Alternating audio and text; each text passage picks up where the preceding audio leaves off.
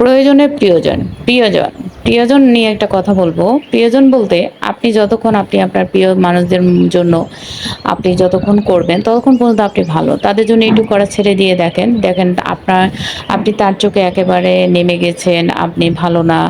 মানে এই টাইপের কথাগুলো হয়ে থাকে। অথচ আপনি ওই প্রিয় মানুষগুলোর জন্য জীবনের প্রত্যেকটা পদক্ষেপে আপনি তাদের জন্য সিদ্ধান্তটা রেখেছিলেন। আপনি নিজের জন্য কোনো সিদ্ধান্তটাই কখনো বেশি ইম্পোর্টেন্ট মনে করেন নাই। এবং তাদের ছোট, ছোট খুশির জন্য, তাদের ছোট, ছোট ভালো থাকাগুলোর জন্য এবং তাদের বড়, বড় স্থানে আপনার পরিপূর্ণতা সম্পূর্ণ দিয়ে তাদেরকে প্রোটেক্ট করে, তাদেরকে সহযোগিতা করে তাদের ভবিষ্যতে এগিয়ে নেওয়ার জন্য আপনি কত না লড়াই, কত না সংঘর্ষ, কত না যুদ্ধ করেছেন, কত না মানুষের কথা শুনেছেন। কিন্তু দিন শেষে ওই মানুষগুলো যখন আপনার কাছ থেকে পোল্টি মেরে নেবে এবং অনেক কঠিন টাইপের, কঠোর টাইপের একতরফা কথাগুলো যখন বলবে, তখন আপনি ওই কথাগুলো যখন শুনে, শুনে তার কাছ থেকে একটু করে এবং তাদের কাছ থেকে যখন একটু আপনি সরে যাবেন, তখন সে বলবে যে আপনি অনেক বড়লোক হয়ে গেছেন বা অনেক অহংকারী হয়ে গেছেন বা আপনি মানুষকে চেনেন না।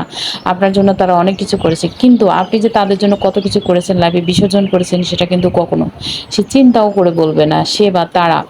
তো মানুষ হলো এমন, প্রিয়জন বলতে হলো প্রয়োজন। প্রয়োজন ছাড়া প্রিয়জন কখনো হয় না। তো প্রয়োজন যখন মিটিয়ে যায়, প্রিয়জন আর প্রিয়জন থাকে না। তখন শুধু প্রয়োজনেই হয়ে যাবে। তো আপনি তখন মনে করবেন যে হ্যাঁ, সে শুধু প্রয়োজনের জন্যে আমার সঙ্গ দিয়েছিল, আমার সাথে ছিল।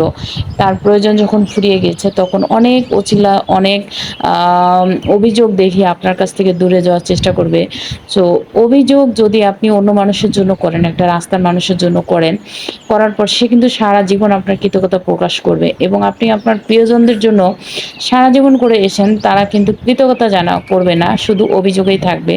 সো অভিযোগ থেকে সরে আসার জন্য নিজেকে সবসময় আমি মনে করি আপনি নিজেকে সময় দিন, নিজেকে ভালোবাসুন, নিজের ভালো থাকার রাস্তাটা খুঁজে বের করুন।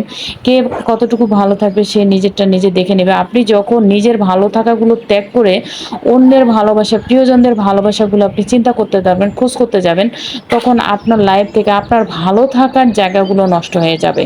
বাট আপনি যে আপনার ওই প্রিয়জন মানুষগুলোর যে এতদিন সঙ্গ দিয়েছেন, আপনি তখন একটা সময় এসে যখন অঙ্ক মিলাবেন, আপনার অঙ্ক মিলবে না। তো আমি হয়তোবা সেই প্রতীকের একজন পথিক। তো সেখান থেকে আমি এতটুকু আমি আর কি বললাম যে এটা আমার খুব একজন আমার প্রিয় মানুষ খুব আঘাত পেয়েছিলেন, তিনি আঘাতপ্রাপ্ত হয়েছেন একজন মানুষের কাছ থেকে।